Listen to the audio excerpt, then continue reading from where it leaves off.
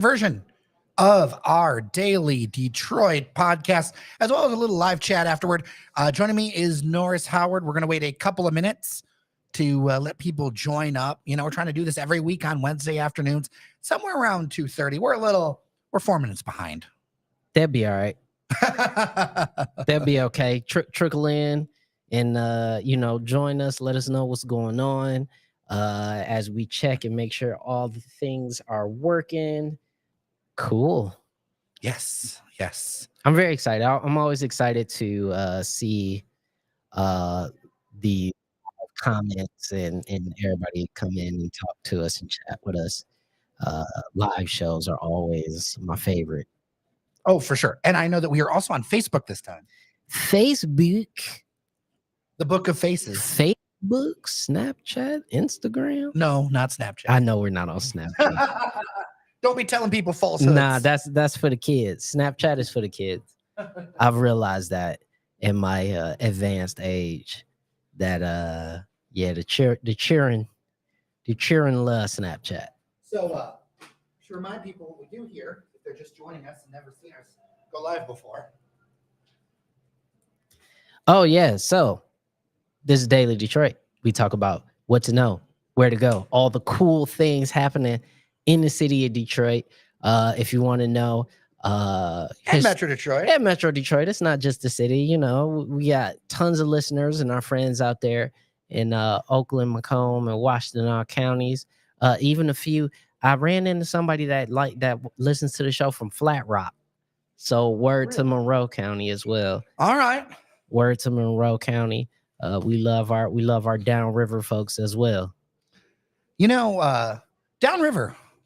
It's a beautiful community. Actually, if you are Wyandotte, I know we have a lot of listeners to Wyandotte, audio podcast in Wyandotte. Actually, did you know that Wyandotte was a stop along the beaver trade? That's where you stop with the canoe before you hit Detroit. It's about a canoe's distance. A day's canoe ride distance. A day's canoe. Yeah, I mean, that doesn't shock me. We love Wyandotte, man. Listen, Metro Detroit is one of the most interesting places in the world. I don't care what anybody says. And we got a lot of communities out here that are very vibrant, man. And we love talking about them. So that's what we do here at Daily Detroit. If you're looking for blood and guts and all the rest of that stuff, you've come to the wrong place. We're here to say mostly good things about the city and or constructive things. Right? Like, we'll talk about serious issues, but it's not about, like, you know, what did you say one episode? I had one listener laugh hysterically. If you want to talk about your head being blown off. Yeah, if you want to see who got their head blown off yesterday, this is not the place. Because listen, there's already a product. There's already something you can go and find out that information. You know, your big networks. We'll talk about that kind of stuff. And listen, it serves a purpose. You know, those stories need to be told as well. I don't want to necessarily say that they're not worth talking about, because that's a lie. It's just we want to share constructive, mostly positive conversations about the city of Detroit. And make you feel good about making a choice to live here or stay here or be from here. And just inform you about your community, because there's so much more to what's happening here that people don't realize. So, we'll get started here at 2:40, I think. We'll get a fun rundown today. I have a little surprise for you, but I'm going to save that for the intro. I'm real scared now. I have photo evidence, Norris Howard. That's even worse. Yes, I have photo evidence. That does not make me feel better. So we'll have to see what's going on with that, because I'm not feeling that, Jer, at all. But hey, such is life. I'm just making sure I'm sharing out the link here to our friends so they can check us out. All of our friends everywhere on the internet. Yeah, here. So they can come in and say hello. You know, one of the things that is a big shift for me is I'm used to working from a world of, I started out my career as a floor manager at Channel 4 News. That's right. In the 90s. And everything had to be completely live and ready to go. And we're live and we are here, but like, we're giving people a chance to do stuff, share some links, that kind of stuff. Yeah. And also, you know, share your opinions. So if you are in the chat right now, feel free to say what's up, whether you're on YouTube or Facebook. Come in and say hey and let your voice be heard. And throughout the show. We'll be able to grab your comments towards the end of the show and respond and have longer conversations about them because we love that. So please feel free to share your unfettered opinions. Listen, if it's dumb, we're not gonna read it. But if it's constructive and something that fits the conversation, we absolutely will. If you want to just say hey, say hey. It's all love. It's all love here at Daily Detroit is what we do, is the point. That was a long way for me to say it's all love. I appreciate you. Yeah, man. And also like I'm just excited in general. Summer in Detroit is always fun, so there's always stuff to do, always things going on. Little pockets of the city where stuff just pops up and you just randomly find it. And we have a beautiful thing that actually we randomly ran into that we're going to talk about on the air. By the way, good afternoon, Sam. Good to see you on the chat there. What's up, my boy? How's it going, my friend? All right. I'm very excited about this. All right, we'll get recording for, the podcast purposes. Let's do it's it. Wild. Oh, by the way, I want to mention this before I get started. I'm going to mention when we do the kickoff. This is episode 1701. And guess who was born in 1701? The city of Detroit. That's right. Back when it was a good old French colony. That Cadillac guy, he wasn't a great, he was all right. He was all right. He was all right. But hey, listen, fur needed to be traded. And, we was here to do it. All right. Well, let's do our countdown and get into recording the main show. And then we'll do a live chat section. We'll just kind of freestyle, get back and forth, whatever. So just so you know, we are recording the podcast version. There'll be less back and forth with the chat when we do the main podcast. Post your questions. Producer Adam is going to be bringing them in. We'll answer them in the live chat portion and talk about whatever that's not on the rundown. That's right. Hello, Kuma. Yes. Glad to see you on here too. All right. We're recording everywhere. And in 5, 4, 3, 2, 1. Hello, everyone, and welcome to Your Daily Detroit, episode 1701, an auspicious one in Detroit history, as the city was founded in the year 1701. And that's a lot of podcast episodes coming to you live from our studio in TechTown. I am Jer Stays, and across the table from me is none other than the Prince of Brightmoor himself, Norris Howard. How are you? How's it going, y'all? What up, though, to everybody out there in Detroit and beyond? Very excited to be on the show today. For sure. We've got a lot to get into, but first I got photo evidence on you. Oh, God. There's something that a friend of the show sent me. Oh, no. About Norris's past. Now, if you are listening on the audio version, I'm going to post a link to this stuff in the show notes. I'm not going to post it on the web direct. You're going to have to go to the live stream to see these photos. Okay. But Norris, you didn't tell me you were a model. Oh, no. Can we see the evidence of Norris God. Howard? All right, you got to tell me about this. You got to tell me about this. So, this is from Amy over at Rebel Nell. That's right. What era, what circa are these photos? I think it had to have at least been like almost 10 years ago, if not a little bit more. Yeah, I think it was like a friend of mine had reached out. Rebel Nell was like brand new. It was a new concept. And one of their staff I was cool with. And she was just like, we're having like this photo shoot and you should totally be in it. And I was like, yeah, sure, I guess. And okay, that second one is a trip. And we actually did that shoot over by the Love Building. Which is now the Love Building. Yeah, which is now the Love Building. And yeah, so it was Have you done any other modeling since then? Well, I was in a Pure Michigan commercial some years back. We got to find. Listen, internet, we got to find that. I played a DJ in the Pure Michigan commercial, which was fantastic. I had a great experience. But Rebel Nell is dope. I always kind of supported. Our little Chiron is covering. It was actually supposed to be a cuff link, but I put it on my collar, and that was a game time decision from me. And she was the photographer was just like, oh my God, that's such a good idea. It's so cool. You're good at this. And then I never modeled again. Okay, so I have another question. What is it with the consistently circular glasses? I think they look good on my face. And Has it always been circles? Because it kind of reminds no, me it everything hasn't. old is new again. Because nowadays, a lot of Gen Z have more of the circular or octagonal glasses. No. It's Larry Fishburne's fault. And I say that wearing circular Yeah, glasses. it was because of Larry Fishburne.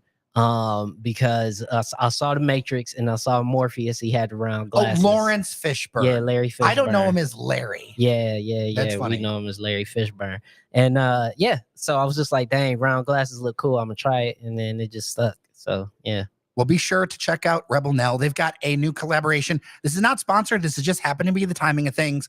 They've got a new collaboration with the people of the Tigers in Comerica Park. We ran into Amy, and she's like, I got details on your co-host. Oh, and I was like, oh, in this era, photos. Word to her. It was beautiful. So hey, we love to see it, and I love to see that Rebel Nell is still doing their thing, man. It's really awesome. For sure. All right, let's talk about an Apple Store trade. I mean, it wasn't originally portrayed that way, but it looks like what we're getting is a trade. Partridge Creek is reportedly closing this summer. Yeah.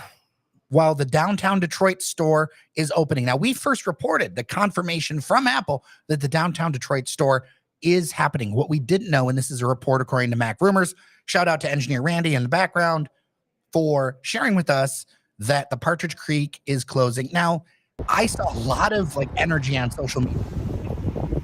Some people really excited, some people really mad that Apple store in Partridge Creek is closing. I think, not to besmirch anything, but Partridge Creek has been under some real challenges lately. It was recently in receivership. It's under new ownership. And WDIV actually had a piece talking about some of the foot traffic being, down and shifts.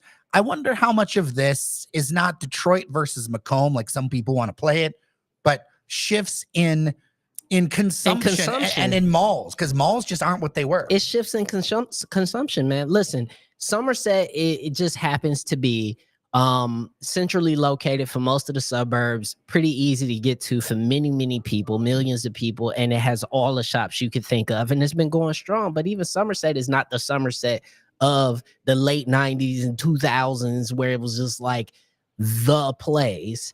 Malls are just down. And so now you're starting to see the return of high streets, as they call them in urban development, where it's not so much a mall, it's just a small commercial street or commercial area. People are returning to that. And you're starting to see that on Woodward with the development of not just this Apple store, but like Fenty and Free People and H&M and over there and Lululemon. Those two have been there for a while. But we're returning to that in terms of how we consume goods in person. Everybody getting beat up by Amazon. Let's just be 100%. Well, and even Amazon was down. Yeah. With Prime Day. Yeah. And people are changing how they shop to where it's more of a destination experience. So you have fewer retail spots, but when you do go out to shop, it's more of a fun thing. You see the Free People, you see all that, the Gucci store. The people are like, Gucci's never going to make it in Detroit. I remember all the angry comments on Facebook. Yeah. And it's doing fine. Listen, because at the end of the day, people want an experience. People want to experience. They want to see new shiny things, but also with the changing demographics of downtown, with more density down there, more professionals moving down there, the fact that you had to drive all the way to Somerset or Partridge Creek to go to an Apple store was pretty ridiculous. So the fact that it's down there is only going to benefit a large number of people. Now, listen, I've been told by people, this is part of why I don't have Apple products, but I'm just being honest here. Hey, man, you want to go to the Apple store? Just drive to Somerset. Like, I've heard that refrain. Oh, you're just going to have to drive to Somerset. That's just how it is. So now if you drive to Partridge Creek, so if you out in Macomb, just drive your tail downtown. Sorry, bro. Like, it sucks. Obviously, I wish malls were more of a thing, because I wish teenagers had more places to hang out and more third spaces in general. So you like malls? I loved malls when I was a kid. I hate malls now because only because malls are not what they used to be in terms of culture. Like the mall was cool. You went there, you spent a few hours at the mall, you got something to eat, you shopped for a little bit, you left. Or when you were a teenager, you hung out there, and there's just so much less of that, it just depresses me when I go to the mall. But I'm happy that the Apple Store is coming to downtown. We should be getting, official word of opening date and all that stuff pretty soon. But it's happening. And sorry for everybody out there in Macomb, but drive to Detroit. I think too there will be some parking solutions and things. I got to imagine they're thinking about all this. I mean, but also at the same time, like, it's the target audience is the people who live down there. Like the consumer base is downtown and midtown Detroit and Corktown Detroit. Like, they will be okay from just that. And in greater city of Detroit, they will be okay with just that. So the key thing about this Apple Store, why I think it's so important to cover it, is that there aren't as many stores in downtown Detroit that are draws of their own. And what I mean by that is that there is a group of people that you got to go to the Apple Store sometimes. Yeah. And it is a true anchored draw, which I think will help everything else around it, which I think is part of the issue with getting better momentum to some of the retail downtown. You got to go to the Apple Store sometimes. Yeah, I think there's a part of that. If you're in this world. Yeah, there's a part of that. And then also there's a part of brick and mortar retail stores where, like, these stores are loss leaders. Like, these are not stores that are made to generate, hundreds of millions of dollars in revenue. That's not how these stores are built. They're built to create visibility in cities, visibility for your brand, so people basically become brand evangelists and get stuck into your loop. So that's really what this move is for. And, I think it's important for them to have a presence in downtown Detroit, especially we're about to see the GM headquarters go in over at the Hudson's. You have a lot of professionals down there, once again, that are going to need tech support, and that's going to help. I want to throw you back into the archives. If you want to know where this whole line of conversation comes from, Conrad Kickert, a retail expert, was on the show, had a couple great episodes.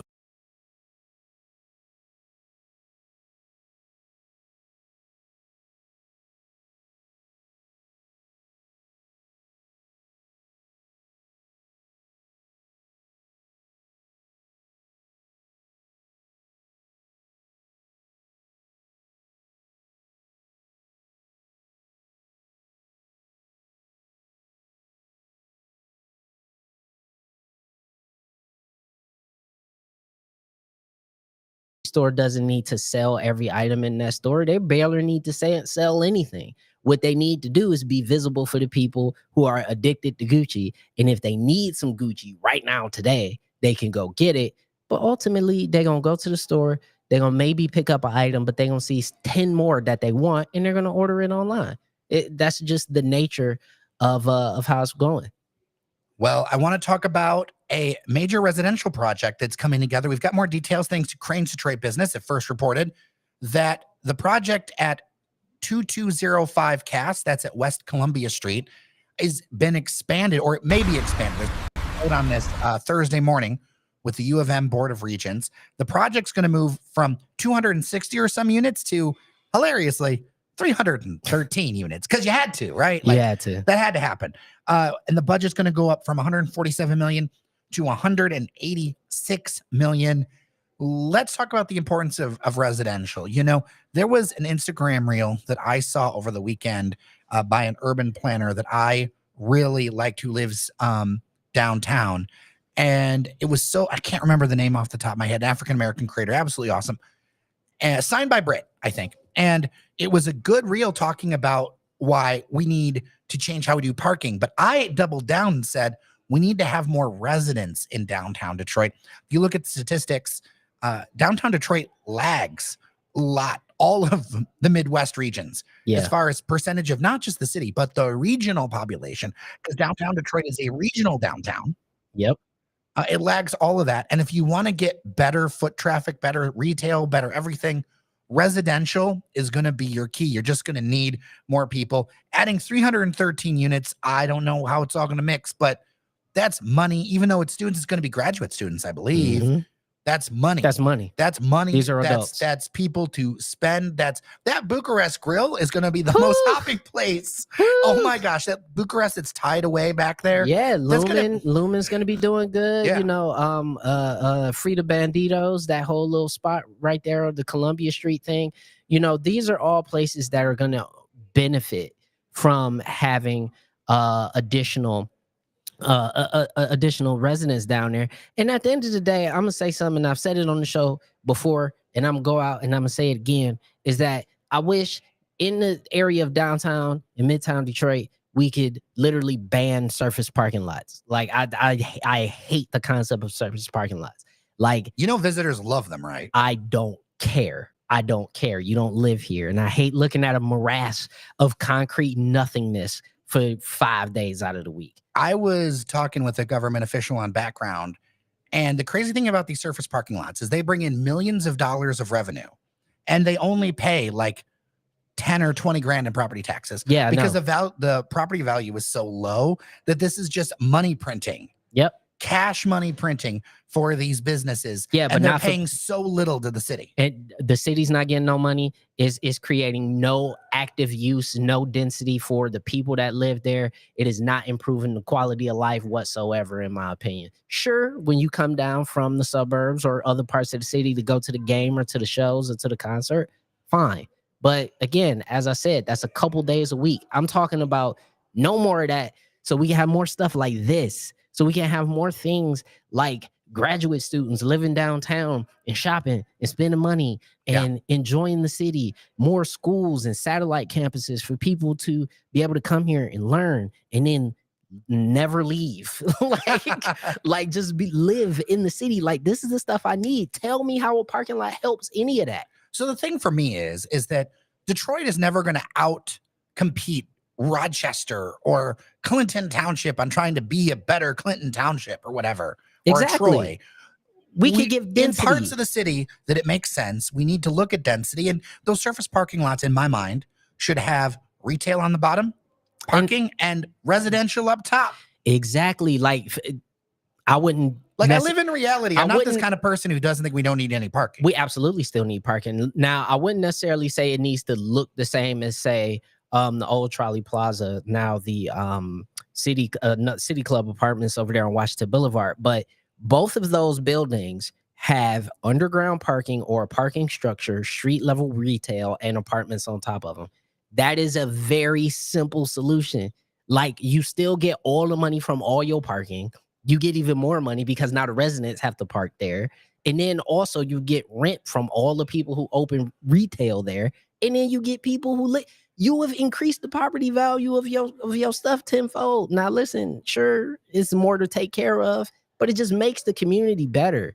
And so that's what I would prefer, as opposed to just another surface parking lot. It's frustrating. But anyway, back to the main story. This is super cool. I'm very excited about it. Yeah. Let's go up I-75 to the Detroit Hazel Park border. There are some renderings and details coming out about changing that intersection where 8 Mile crosses I-75. It's a mess. It's old. It's old. And you know what else is whack about it? The fact that you have to go down to like 3 lanes for a hot second and then go back out again, because I guess it was built in the late 60s. A whole different world, right? A whole different world. And there are 2 main designs coming out. One would be the Diamond Diverging Intersection. Sorry, it's a tongue twister. Yeah, if you're I'm also thinking about Diamond Dallas Page. Please, can we not talk about DDP on the show?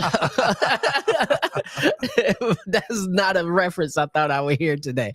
But the Divergent Diamond, there is one on 14 Mile. There's also one on 8 Mile and 8 Mile and Telegraph, and then another on 94 and Telegraph.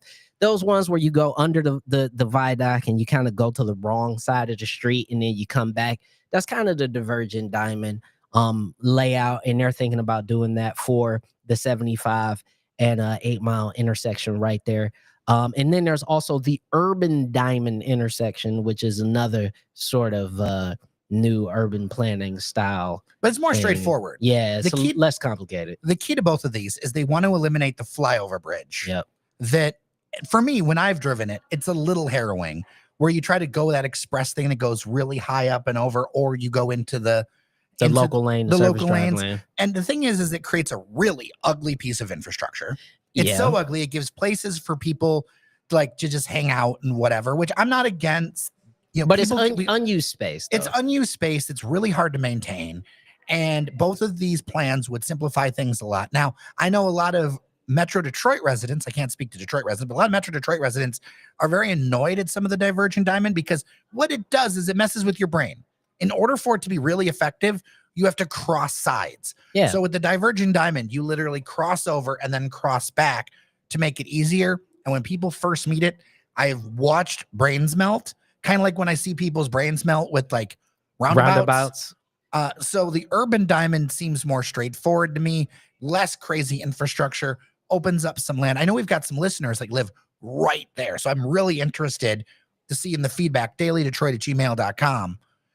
Hear the feedback from some people, what they're thinking about these things.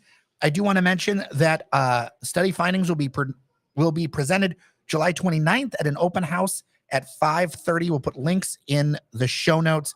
So there's still areas for community feedback if that's something that you are really passionate about. I can see why you would care quite a lot about this one. It's going to be at the Hazel Park District Library. There you go. This next one, I am pretty excited about. I got no press about it, although we got a little bit of a warning because we got a heads up of the Belle Isle Conservancy on the podcast. You're going to want to go back and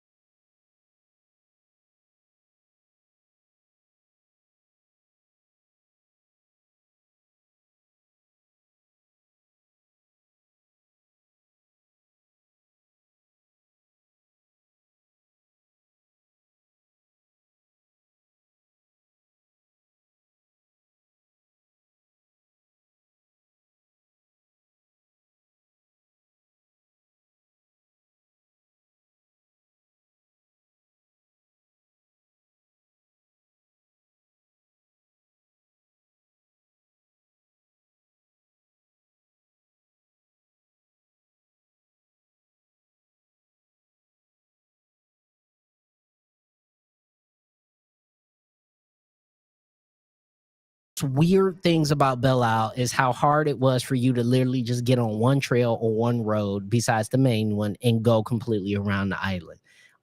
Usually you would have to go through the streets, and then even then some of the streets on the island bend and curve in ways that make it so you can't get through the middle, or you can't get to your shed, so you can't, do this or that.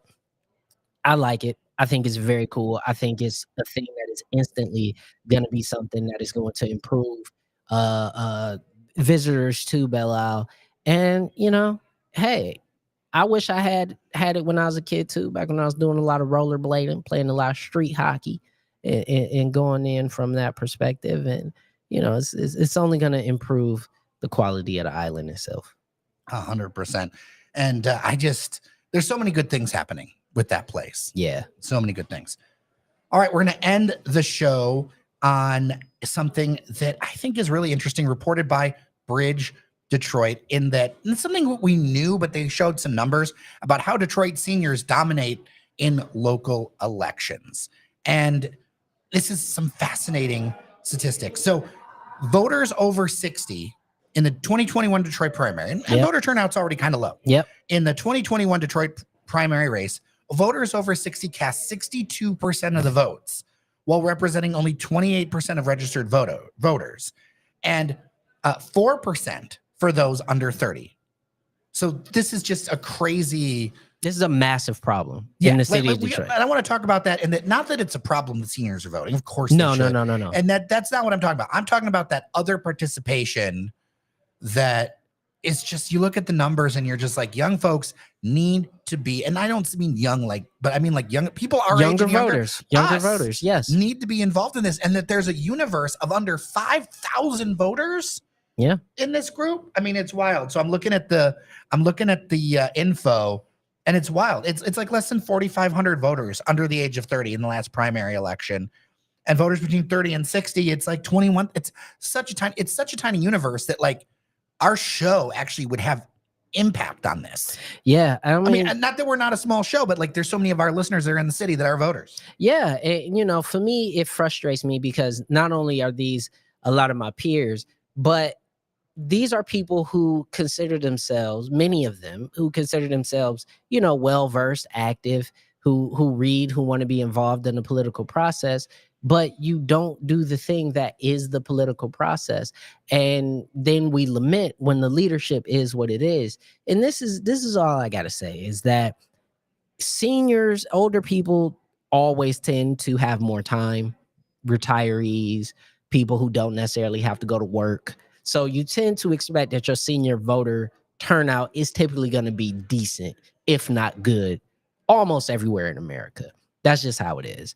However, to have such a low turnout comparatively of voters under 30 is so, I think it's so frustrating and so unlike what I grew up in, because when I was under 30 and in my early to mid 20s, I mean, the first president I ever got to vote for was Obama, and I had to wait 4 hours to vote. Like that level of energy and excitement and wanting to be involved in politics is just not there at the city level. And that's a massive issue for the city. I think it's a massive issue because if we want to look for a city of the future, we need to have the future's voices involved. Flat out. If we're going to be investing here and building lives here. And I'm going to say something that's probably a little uncomfortable because I know how expensive car insurance rates are. But get your address in the city. Yeah. If you're not, get your address in the city. Yeah. Like the whole thing in New York. That's one similarity. We talked about the similarities and differences between New York and Detroit. That's another similarity. So get your address in the city. I know it's challenging. I know it's more money, but like you have to be part of the process or else you're basically like just here. Yeah. But what I definitely want to bring up with the New York conversation specifically is that you had a candidate in New York, Zohran Mamdani, who spoke specifically to the needs and the desires of millennials and Gen Z because he is a millennial, so he can speak to it. And the establishment, when you looked at the voting numbers, particularly among African-American voters, the establishment went with Cuomo because they knew him. But because there were simply more young people, the coalition of young voters was just so much more. Mamdani won the nomination. So it just goes to show you that the youth vote is powerful. And if people are sitting around complaining, talking about there's not enough going to my neighborhoods, or there may be too much going to downtown, or there's not enough happening with schools, or there's not enough happening with pathways to home ownership, or there's not enough that's happening with all the things that younger voters would care about, well, yeah, it's not going to happen because you haven't told anyone that that's important to you. One of the few things that I remember that was very important to voters back in the late 2010s was the millage to make the DIA free for everybody in Wayne, Oakland, and Macomb County. Mm-hmm. And by the way, if you don't know it's free, now you know and you need to go. Yeah, that was one of the things that I specifically remember young people talking about. And how cool it was, and how everybody was like, I will absolutely pay more in my taxes to be able to go to the DIA whenever the hell I want. And that was a motivator for some people. Now, obviously, it's not going to be everybody's thing, but sometimes it's something that small that gets people out to the polls. And so, for my cohorts and young people in the city, I'll say this, get that address if you can do it. And let your voice be heard, because if not, you're going to be having some of the same issues with the same people and the same stuff and the same things going on because only the same people are voting. Like, how do we expect anything different to happen? And if you don't know, we have 3 conversations of candidates who came through this very studio that are on our YouTube page, on our podcast feed. Hope to get more. We have a full debate that we co-moderated with Outlier Detroit and the Eastside Community Network. We're going to be doing some more stuff around this. I know it's not like the most popular topic, but I think it matters a lot. And this next mayor means a lot for the future of the city, whoever's chosen. Yeah, absolutely. And listen, and I'm just going to say this as well, is that, you can't just show up for the presidential election, right? Like, obviously, you know, the federal government is what it is right now, and a lot of people are really turned up about it. But also at the same time, your local politics are going to be the thing you have to interface with every single solitary day. And so why would you not show up for that? Like, that is arguably the more important election for you. So why would you not show up for these things? You know, for me, it's like, when I see these numbers, I don't get depressed, I don't get despondent, I get angry, because voting is low key like the lowest barrier of entry. Like, you don't even have to be informed to go vote. You can just go vote. A lot of our audience gets very frustrated about the pace of change. Well, here's the deal.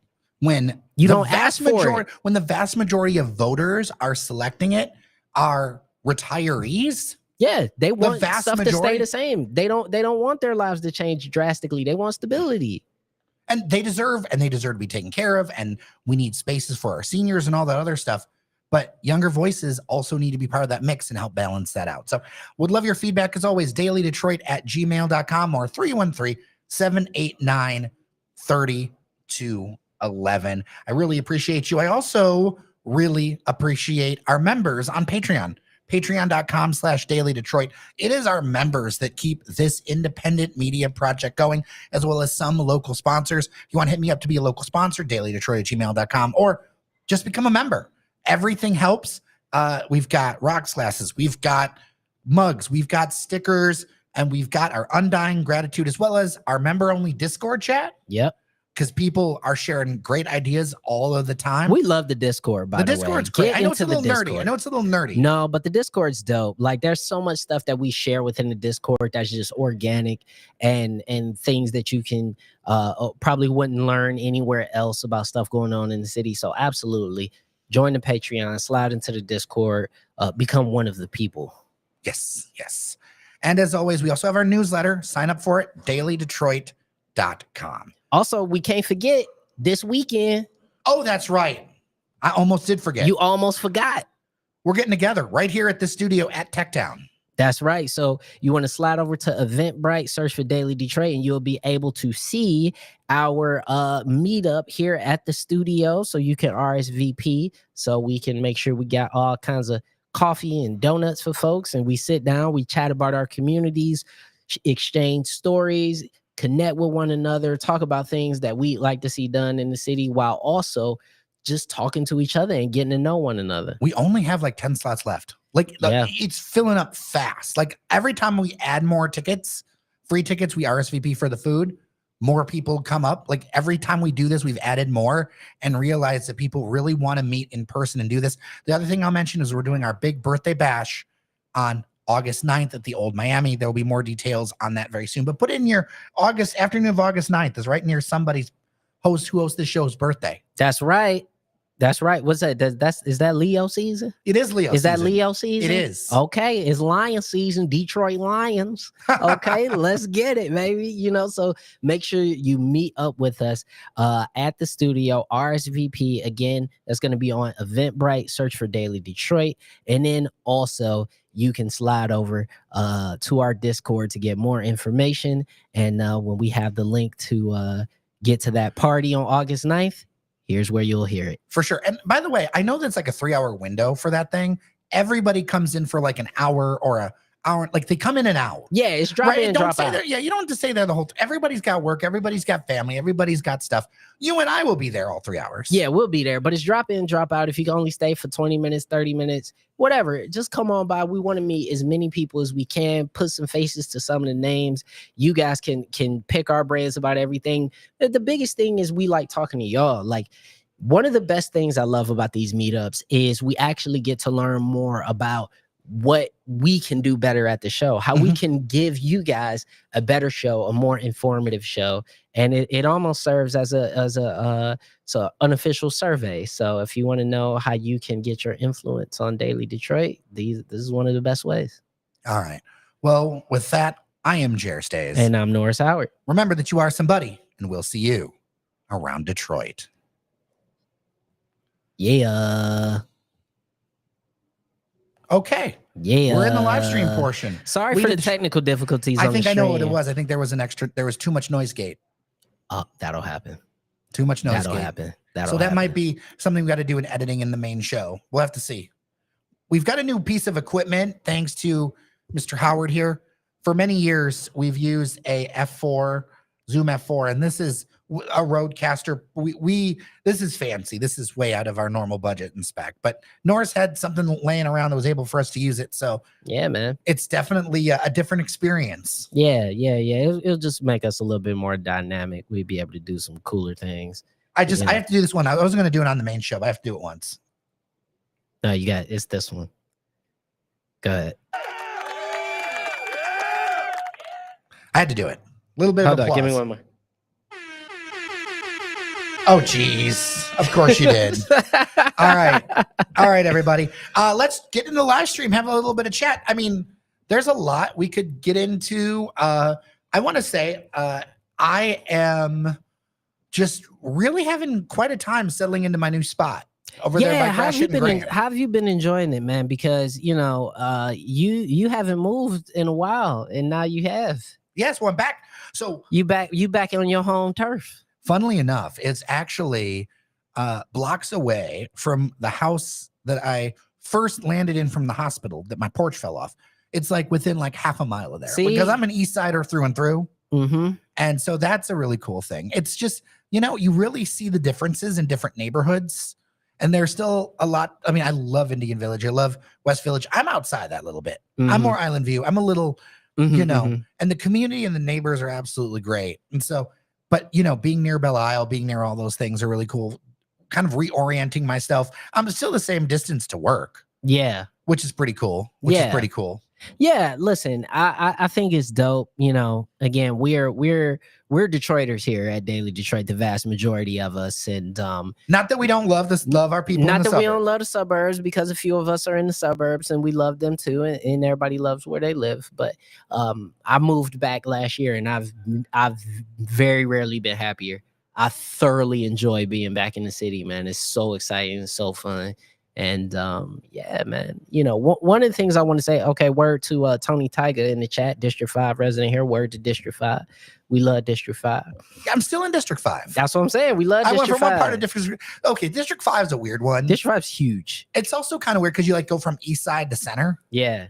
Like if there were more council people, like double the council people, yeah, I'd split that up a little bit. It should be split now. District 5 is way too big. The one thing I like about District 1, for instance, right? It's like District 1 is like Northwest Detroit. Like it doesn't diverge that much between District 1, which is where I'm from. But District 5 goes all the way from like almost Highland Park to almost Grosse Pointe. Like it's huge. It's huge. So a couple of comments I want to get into. That Tony Tiger said, now I did hear Fenty ain't doing so hot, that they have sale signs all the time. Wonder if the Apple Store will get more traffic. Yeah, I think it'll help. Yes. I think it'll help for sure. No, I think once the Apple Store comes in, I think there'll also be a better communication program around parking. Not just parking, but also there needs to be one for those suburbanite residents, because as much as I want the train, we don't have the train yet. No, but also a lot of people aren't going because half the sidewalks closed, and that frustrates people. That's right, because the Hudson's Tower. Yeah, those sidewalks by the Hudson's Tower, sidebar, they're going to be so nice. Looked amazing. We saw them from the balcony roof looking down. Yeah, that's straight out of New York. Straight out of New York is insanely good. Yeah, the sidewalks at the Hudson's and right there, just because the sidewalk is partially cut off right there in front of the Apple Store. Foot traffic's weird, man. Like if there's any sort of impediment, like people will just choose to not do anything. Yeah. It's very strange. But it's part of the challenge that Greektown's happening, because Greektown actually has a series of happy hours. And they have to, because so that's another thing. So we were going to talk about it, but Greektown's going to have a series of happy hours from, I think, starting this weekend to the end of the summer, like Labor Day weekend. And every Wednesday they're going to have happy hours, because people aren't going to Greektown because the streets are closed. And you just think sidewalks are open. The sidewalks are open. So you would just think, hey, we'll just walk down the sidewalk and go to and people aren't. It's just the moment that there's an impediment, people just mentally check out. It's like they get place blindness. and they don't walk there anymore. I saw an interesting story about interesting study about Metro Detroiters. Now, this was some years ago, that people will walk like a quarter mile if they can see where they're going in a giant parking lot, but they'll like freak out turning around a corner. That's the dumbest thing I ever heard in my life. We're just culturated that way. That's so dumb. I'm sorry. Like, I guess I know it's psychology. I know why it is. That doesn't mean I gotta like it. Cause like you'll go to Walmart or Meijer and you'll walk a quarter mile and not even think about it. No. It's so ridiculous. But that's why parking lots in those places are so huge, because you always need to see the North Star of retail. Yeah. Christina Potts, I preach to my daughters how important voting is so important. And also Pogo is a great voter site to learn about the candidates in Detroit. I'll say that for sure. Share about Pogo. And then also Outlier Media. Yes, Outlier has a candidate picker that they're doing, where I learned that no candidate exceeds 50% of my beliefs. There were two that kind of fell in line where I was, and it was the two I expected. So yeah. Okay. But the thing is that, you know, I think the outlier test is really good, actually, because it kind of will let you know where you lie upon the political spectrum. Because I think a lot of people just assume they are what they are because, you know, that's what their parents were, or, you know, that's what they see in sort of the national politics. But when you could take a quiz, basically, you know, a little online quiz that will show you, here is what you actually support, and here is what the candidate that best represents that is talking about. I think that's dope. We gotta find a link and drop that into the chat.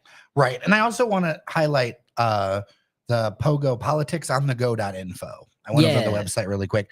I've seen a couple of banners and things for them over time. So and also just good old Ballotpedia. That's true. Just good old Ballotpedia, man. Like, if you just want to go full nerd and just know what everything is, yeah, man, slide into Ballotpedia. You know, none of this information is hard to find, people. It's not. It's a motive. It's a question of motivation. It's a question of having people feel like they're a part of the process. But it's like people getting mad about too many cars going across their crosswalk when they haven't hit the little button to get the man to pop up. You know what I mean? Like, does that button even work? I don't know. It's probably a placebo. But the point is that, like, you're not doing the thing to help yourself. Like, you're complaining about a thing that can directly help you help yourself. And I don't get it. You know, we got to get past political malaise when it comes to young millennials and Gen Z. And it's starting to bleed into Gen Alpha as well. Like, we got to replace political apathy with excitement somehow. I don't want to go really political, but I'm about to get a bit political because there's a couple of stories in the live chat I wanted to talk about. Sure. And of course, if people have got things they want to pop in the chat, let me know. We're keeping an eye on it. Producer Adam is there. I've got an eye on it. But there are two things I thought that were interesting. One, the Free Press had a report that almost all of the campaign funds for Democrat Congressman Sri Tanadar are now from crypto investment returns.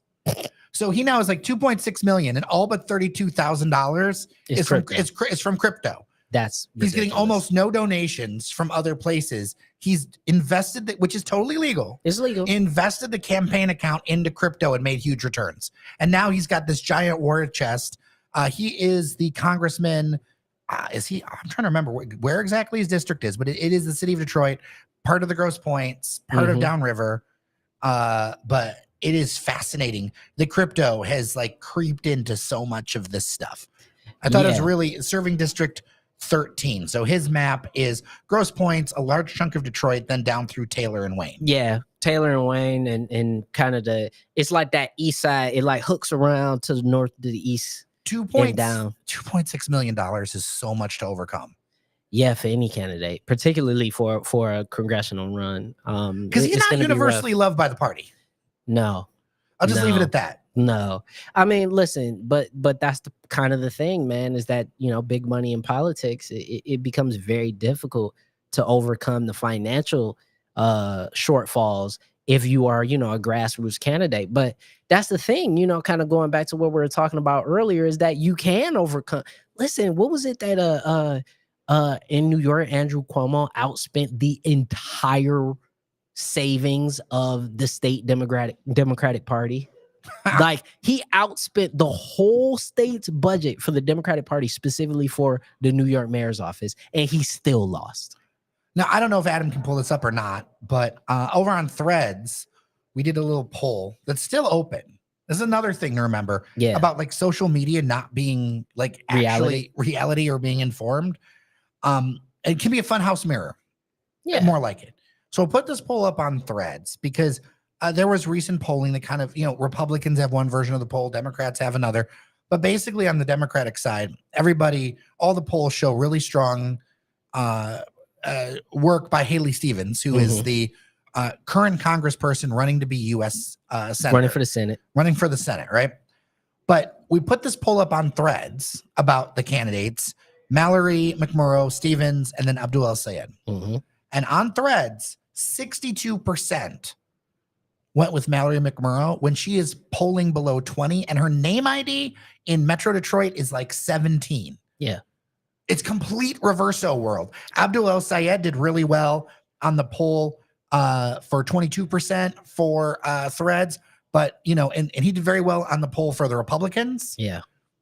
But Haley Stevens only garnered 7% in this sampling. And I know it's not scientific, but it's a reminder that yes, and McMurrow raised a bunch of money. She actually led. She was very impressive with the amount of money she raised, top 10 nationally. Yeah. But also somebody who's committed to not taking any corporate PAC money. So that makes it more amazing. Whereas Haley is very, very PAC focused. This really shows me that you got to get outside of the social media bubbles. Yes. Because this poll isn't reality. And I don't mean that to knock Mallory McMurrow. I hope to have her on the show. Ran into her at Ferndale Pride. I don't have a favorite in this. No, but I want to show people because it's a funhouse mirror. Yeah, it's just a matter of when you are siloed within this information, there is a massive, and when I say massive, I mean majority of the country massive, or majority of the state massive amount of people who are simply just not tuned into any of this stuff, and they'll just see, oh, who's already there? They haven't ruined anything, so I'll vote for them. Yeah. That's basically what most people, when they go in to vote, that's what they do. How bad did it really get? Not that bad. They don't have any scandals. They haven't said anything crazy. I'll just vote for them again. We're like the worst political content creators ever because we're not telling you that, this one thing, this one weird trick. No, it's very basic. Listen, all this stuff is very basic. Talk to people and ask them what they want. Ask them what is very important to them, and then you compile it all into a platform. It's very simple. And I'm gonna tell you right now, one of the big things that is about to hit, particularly Rust Belt states, but it's about to hit everywhere, but particularly in red and Rust Belt states, is going to be what's happening with Medicaid and Medicare. Moving forward, there's a lot of people that are going to be voting on that singular issue. When we're starting to see the tariffs start to bite, that's in the actual economic data. Yeah. And then one thing we didn't look at how much eggs are now. Well, not even just eggs, but furniture and a bunch of other things. All that. The one thing, a story didn't make it to the main show, but I wanted to bring up to you. I got word that the $55 billion plant in Flint that was supposed to be, I think SanDisk was involved. Yeah, the people who make your little USB sticks. They pulled the plug on it. Yep, they pulled the plug on it for economic reasons. Tariffs. Well, opinion, but yes. Tariffs. They're not going to say that. No, but it's tariffs. It's the fact. $55 billion out the door. And the thing is that people are going to look at that and not see. They're going to look at it and try to put it the blame of the state organization when the whole thing got pulled. Yeah. They're not going to invest in the country. It's a combination of tariffs, and it's a combination of the economic situation has so drastically changed in America over the past 8 months that, it's not feasible for them to come in and spend that much money for a return that may not exist. Because you also got to look at the outlay of, all right, we invest this much in a factory or whatever, and we have to have X amount of sales moving forward. Okay, well then now we're talking about increases of, will people even be using SanDisk as much as they did? You got to look at cloud storage. More people are going to be using cloud storage. And then there's a lot of different products. There's a lot of different products, but you got to be looking at that. Then you got to be looking at, what are people's disposable income going to be? These are all factors in. And if the economic situation is not good, they're not going to do it. And then you've got policy shifts that have really, that I worry are going to put the United States and Michigan behind. So all the money's getting pulled. A lot of the money's getting pulled from the Inflation Reduction Act, right? Yep. We're going away from solar. We're pulling all this stuff with EVs. Yep. So the Orion Assembly Plant got almost $500 million from the state of Michigan, not as a tax thing, but as a grant for EVs. Yep. And here's the deal. It's now not going to build that. It's going to build Cadillac Escalades, Chevrolet Silverados, and GMC Sierras. We're going to build freaking trucks. More trucks. We're not and that's fine. But I don't think you needed $500 million to do that. But I know that there's not really going to be pushback on that. GM, Ford, they're all going to get whatever incentives they want always. That's just the way it is because it's so politically good here. Whatever GM, Ford, and Chrysler want, they will get in this state. No matter what. It's almost not worth fighting. I mean, I get it. Yeah. So popular, especially with those older voters. Yeah. Not just in Detroit, but whatever. We're so self-identified with the car. But what I worry is that we're missing huge opportunities and we're going to cede so much ground with this. We're not missing. It's gone. We missed it. It's gone, bro. Like that's the point here, right? It's not even just so much that the plant is now going to be using that money to build trucks. It's the fact that EV tax credit is gone. It's the fact that you're not going to see investment into EV infrastructure. So the biggest thing that people complain about when it comes to buying EVs is now not going to get any attention for the foreseeable future. Like this is all stuff, like all the cool things you guys wanted for the future, they're gone. They're gone. I find it really interesting to see all the union voters that are now regretting electricians because electricians are starting to get laid off en masse. Because people are not putting the actual policy things together. This is the problem when we have vibes politics. I don't know what you want us politics. To say. And listen, y'all know how I feel about a lot of stuff personally. If you're looking on the live stream at my laptop, you'll see how I feel about a lot of stuff. But also at the same time, I'm not a dummy. I know I know the realistic outlay of most of how politics works. And I understand that how things got to work economically for the most part. But at the end of the day, dude, if you sit back and your state is getting $500 million to invest in EVs, if the major industry in your state is actively getting money to do this thing that is better for the environment. Also, by the way, state was getting money for EV infrastructure to put, DTE was getting money for EV infrastructure to put out new solar farms across the city. They were about to start giving Detroit residents tax breaks and actually start buying land from neighborhood organizations to put in more solar farms. They were already in the process of doing all that stuff. And now all of that is about to leave, which, by the way, is not going to help anybody's energy costs. Yeah, I don't know the status of each individual project and where that money is, but it's all a real challenge where it's not about left or right. It's like competent versus incompetent. It's not even that, dude. It's just the fact that where we are is that everybody is looking for cheap wins, and nobody's looking to say, I'm willing to be like the crazy person right now and get a big W later. But isn't that about it's always been sound bites, but we're really in this world of vertical video politics. Yeah. Where it's super quick. Now I want to put up a listener comment. T Prime Tommy, it's a symptom of everything wrong right now.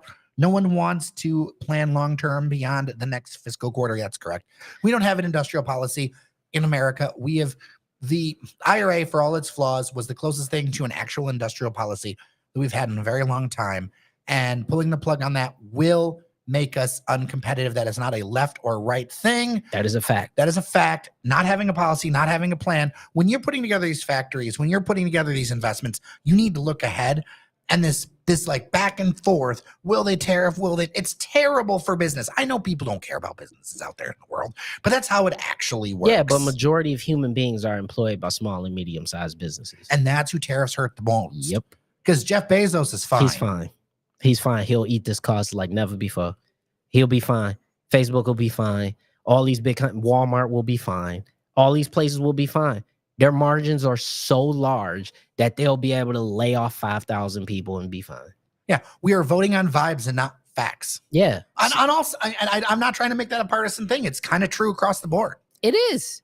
It is. And meanwhile, you have certain efforts of people to actually try to, do things that will benefit their constituents. Just yesterday, Ro Khanna and a coalition of Democratic legislators in Washington unveiled for the second time a state-based healthcare for all act, single payer.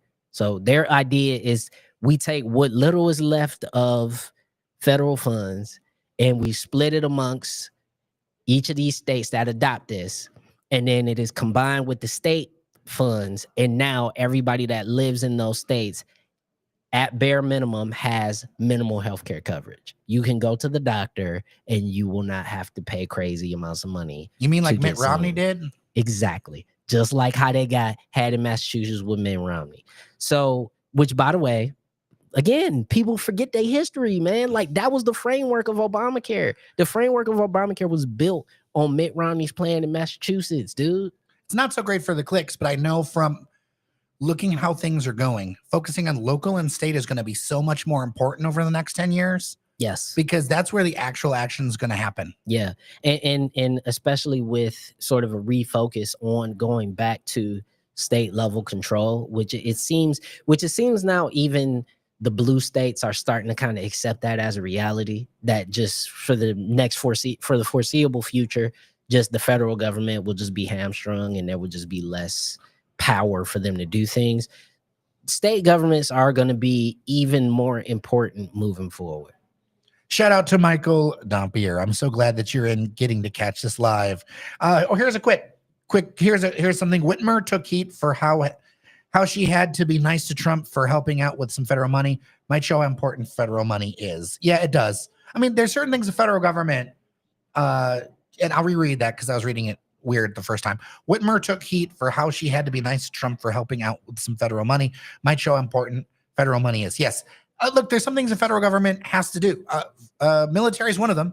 That's one of the biggest talking about ones. that. And this is an idea that I was going to work on an editorial for the newsletter. I think we need to bring the arsenal of democracy back.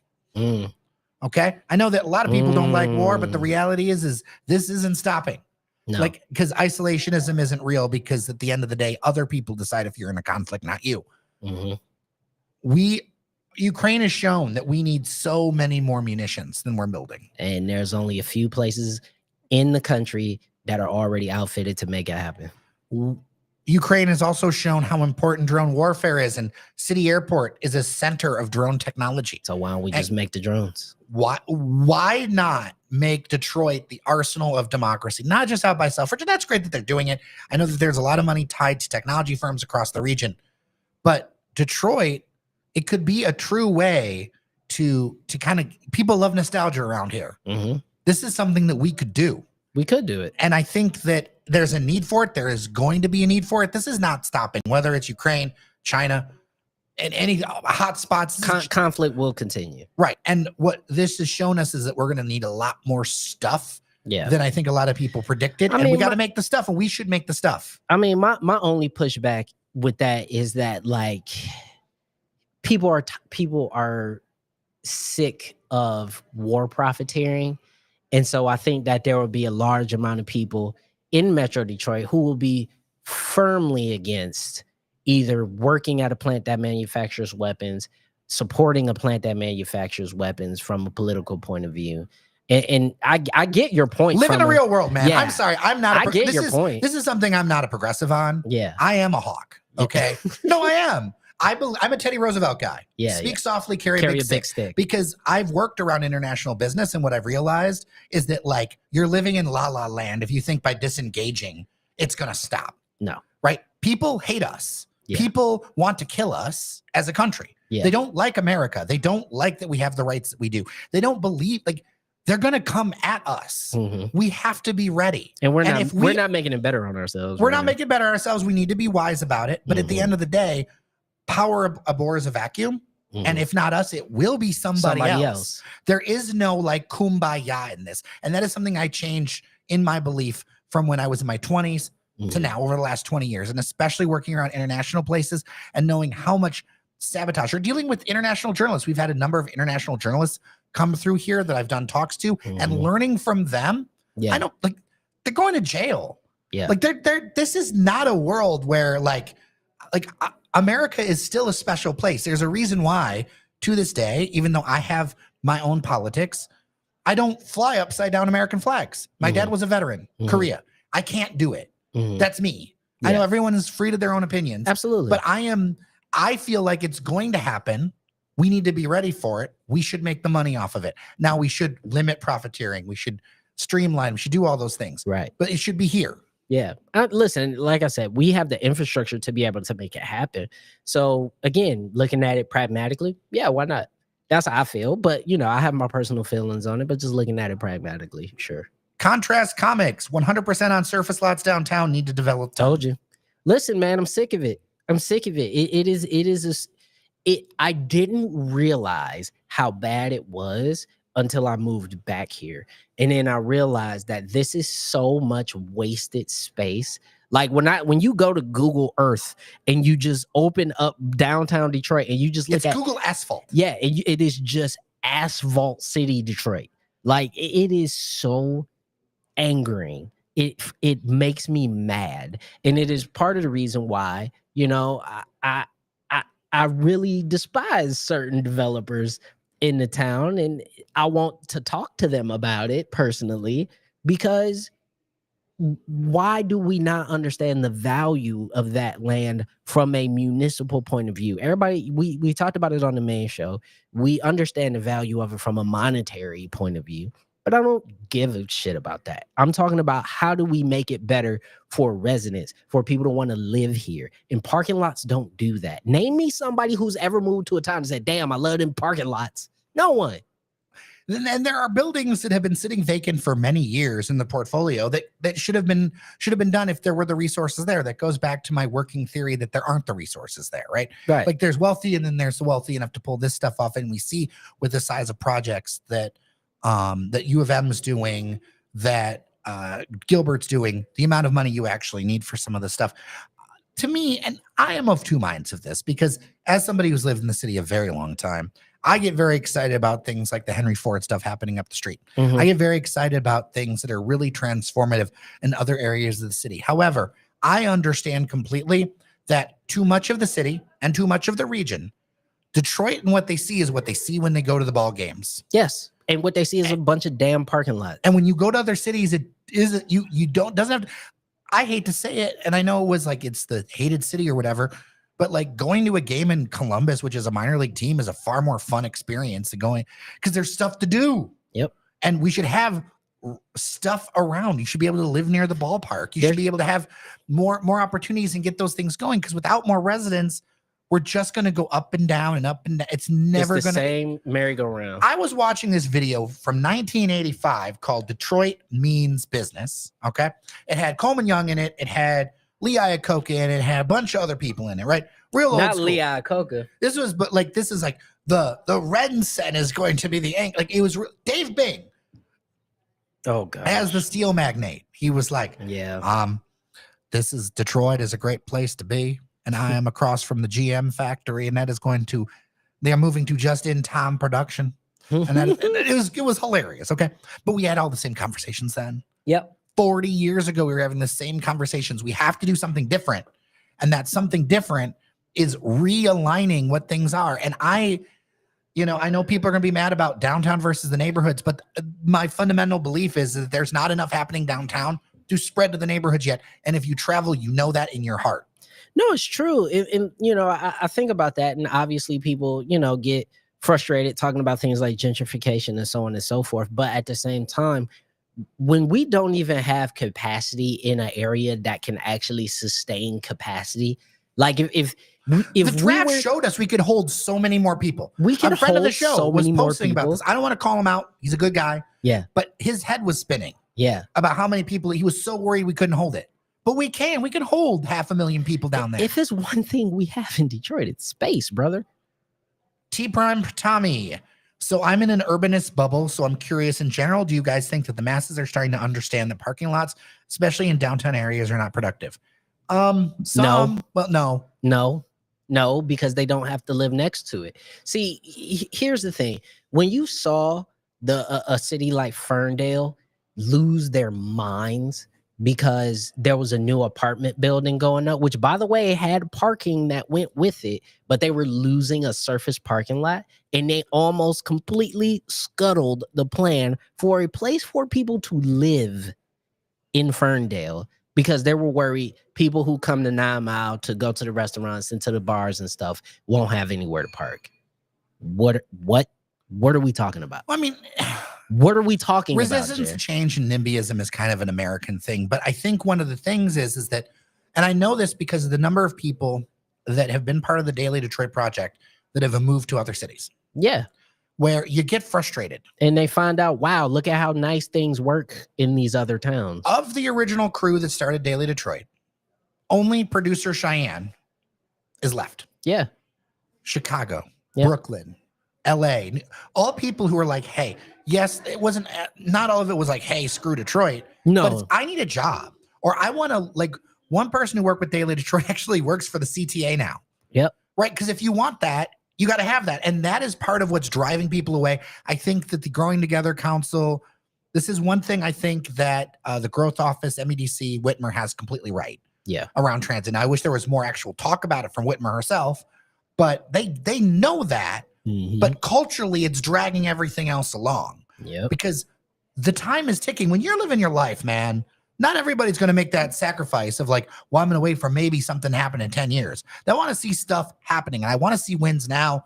I think that's part of why you're seeing more energy around candidates. Like, I know he's controversial, but like Duggan. Yeah. People are tired of like nothing happening. Yeah. Not that nothing's happening, but yeah. No, but people are tired of a lack of movement on big projects. And then they look at Detroit and then they see big projects happening. And then the same amount of big projects didn't happen for the past 20, 25 years.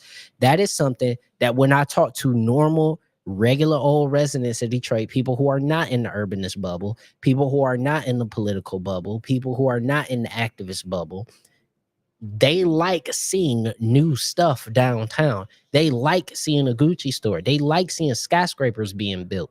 And it's hard for me to argue against that.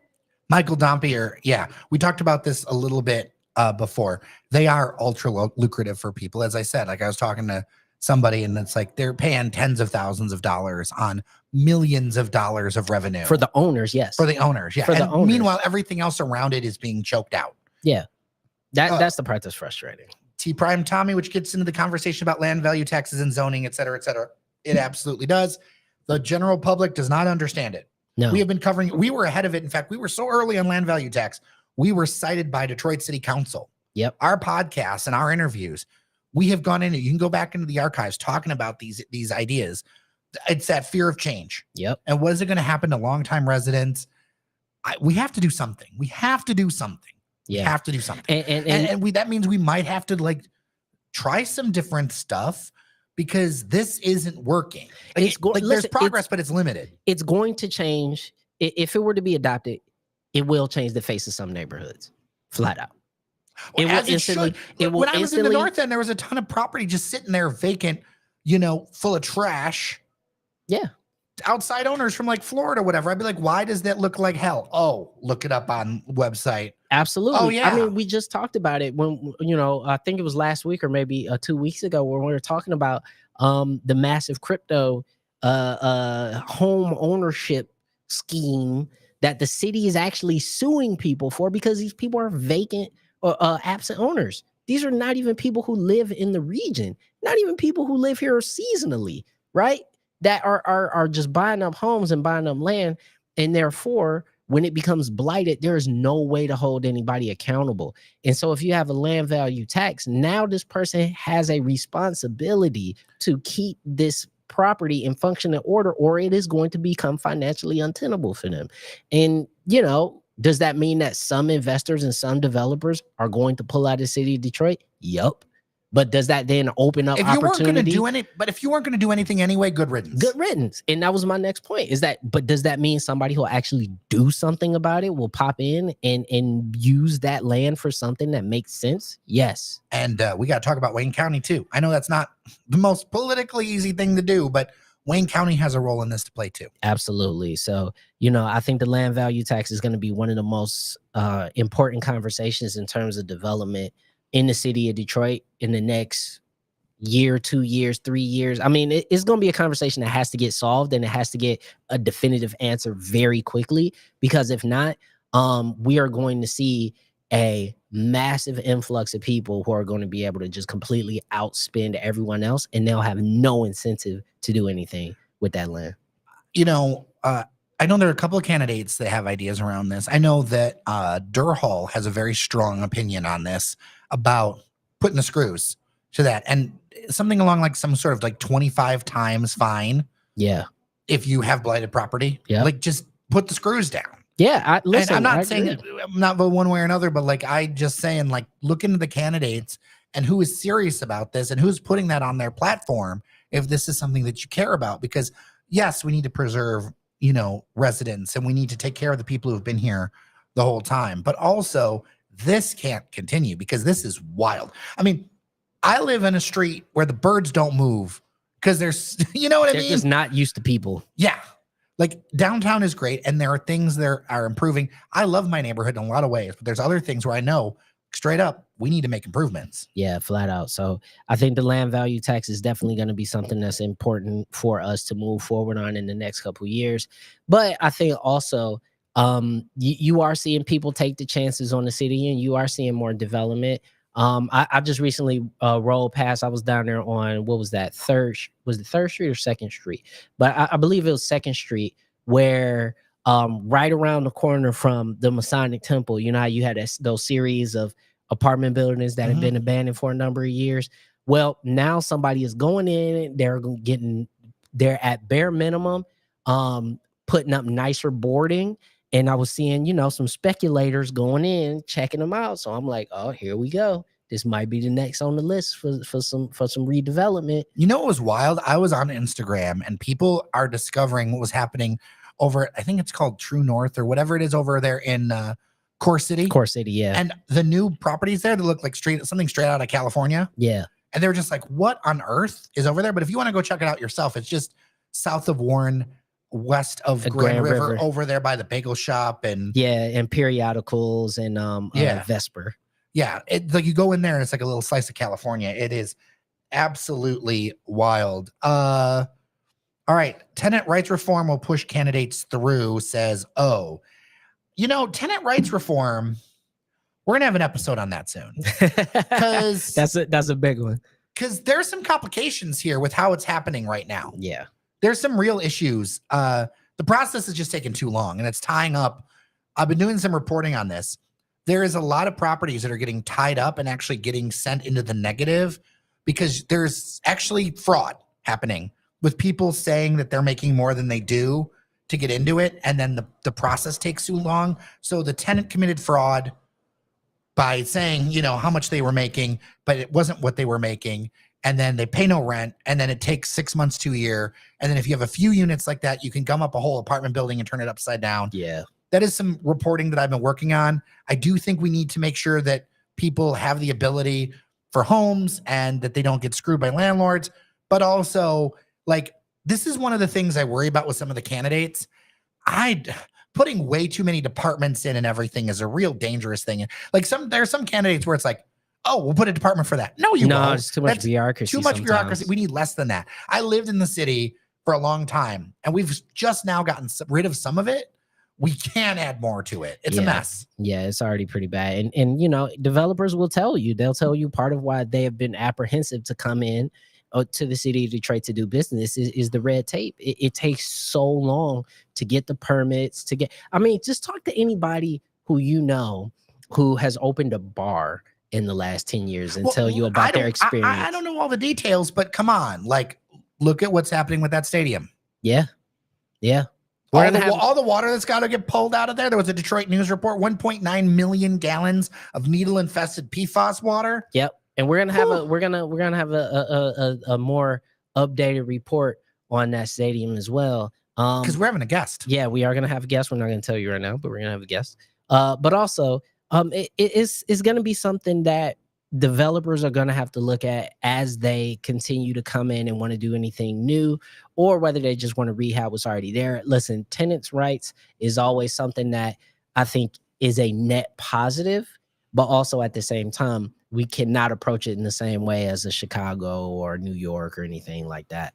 It has to be looked at very specifically for Detroit because the economics are different. So different. The economics are so different, you know, so that's going to be one of the main things. All right. Well, we are coming up at the end of the 4 o'clock hour. If nobody else in the chat here, last call for comments. But Norris Howard, it's so good to see you. This is fun to do. I think, are we going to do this next Wednesday? Absolutely. We're listen, man, we don't do it all the time. And tell you guys, tell your friends, tell anybody who is interested in news or just hearing candid conversations about the city of Detroit. Tell them to come on down and kick it with us on the live stream every Wednesday, because we love hearing from y'all, and we love kind of, you know, having some questions that challenge us. Like you guys asked some challenging questions today that I think are really good, because, you know, you don't get the opportunity to hear about a lot of this stuff unless you're like reading the paper every day, which who does that? And even if you are, yeah, like, there's different angles and that? perspectives, and yeah. It's just very comforting to see that, you know, people still care and people still want the information, and more than that, people want to rock with us. So Jer, before we sign off, hit him with the closing, my friend. Remember that we've got our studio open house on Saturday. That's right. 10 a.m. to 1 p.m. You can wander in, wander out. Just want to see your beautiful faces. We've got a party coming up the afternoon of Saturday, August 9th, the big birthday bash. And of course, we are on all the socials. Make sure to follow us. Remember that you are somebody. I'm Jer Stays. And I'm Norris Howard. Take care of each other, and we will talk tomorrow on the podcast. Yeah.